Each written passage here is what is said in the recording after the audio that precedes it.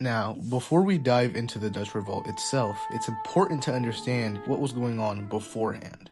At the time, Low Countries, including modern-day Netherlands and Belgium, were part of the vast Habsburg Empire, ruled by King Philip II of Spain.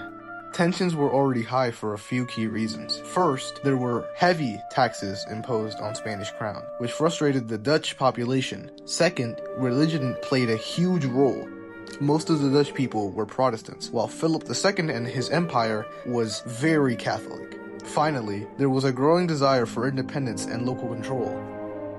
All of these pressures, economic, religious, and political, built up over time and ultimately set the stage for Dutch revolt.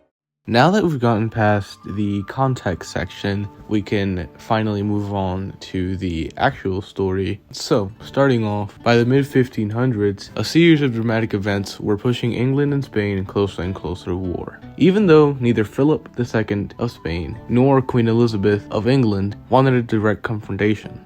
In 1567, the Spanish Duke of Alba marched his powerful army into the Netherlands. From England's perspective, this was alarming. The Netherlands were just across the channel, a perfect staging ground for possible Spanish invasion of England. Later on, in 1570, Pope Pius V took a drastic step. Outraged by Elizabeth's Protestant rule, he excommunicated her, officially declaring her a heretic. Elizabeth, the pretend Queen of England, is hereby cut off from the body of the church. Yo, what? She's a Heretic? Nah, that's crazy, bro. This act sent shockwaves through Europe. It encouraged rebellion inside England and gave Catholic powers new reason to plot against the Queen. 2 years later, in 1572, a group of rebel pirateers known as the Sea Beggars, many of them English, seized the port of Brill in the Netherlands. Their victory inspired uprising against Spanish rule throughout the region. Meanwhile, Spain showed off its incredible naval length at the Battle of Lepanto in 1571. Led by Don John of Austria, England, worried by Spain's dominance, responded by forming a mutual defense pact with France.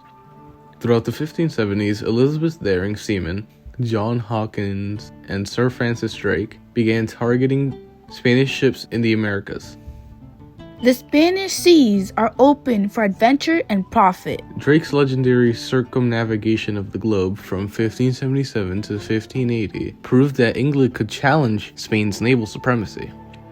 After the St. Bartholomew Days massacre in France, Elizabeth found herself as one of the last protectors of Protestants in Europe, supporting Protestants in both France and in the Netherlands. In 1585, Elizabeth took a bold step. She signed the Treaty of Nonsuch, officially committing English troops and cavalry to aid the Dutch rebels. Funds that had once secretly supported Protestant forces in France now flowed openly. What began as cautious diplomacy and covert aid had transformed into open conflict. England and Spain, once wary rivals, were now an unstoppable path to war.